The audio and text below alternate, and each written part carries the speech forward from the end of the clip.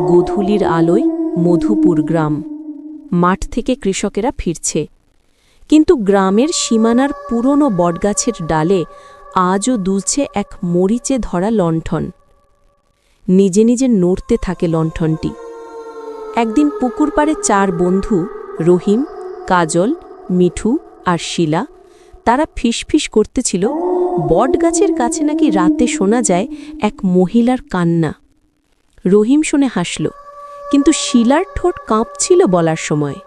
এরপর কাজল চ্যালেঞ্জ ছুঁড়ে দিল, রহিম যদি সাহসী হয় তবে মধ্যরাতে গিয়ে লণ্ঠনটা জ্বালিয়ে দেখাক। রাত গভীর হলে ঝিঁঝি থেমে গেল। বাতাস অদ্ভুত ঠান্ডা লাগছিল। চাঁদের আলোয় রহিম হাঁটছে একা।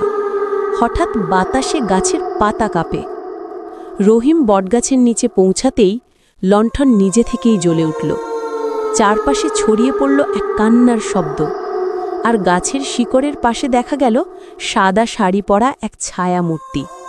কিন্তু যখন ছায়াটা সামনে এলো, দেখা গেল ওটা আসলে পাশের গ্রামের অন্ধ বুড়ি পারুল দিদি। সবাই হাঁপ ছেড়ে বাঁচল। তবু লণ্ঠনের শিখা তখনও নিজের মতো কাঁপছিল। পরের দিন সকালে দেখা গেল লণ্ঠনটা উধাও। কেউ বলল চুরি হয়েছে, কেউ বলল ভূত নিয়ে গেছে।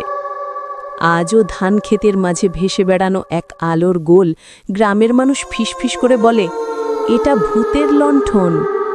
আরও লোমহর্ষক ভিডিও পেতে চ্যানেলটি সাবস্ক্রাইব করে রাখুন, বন্ধুদের সাথে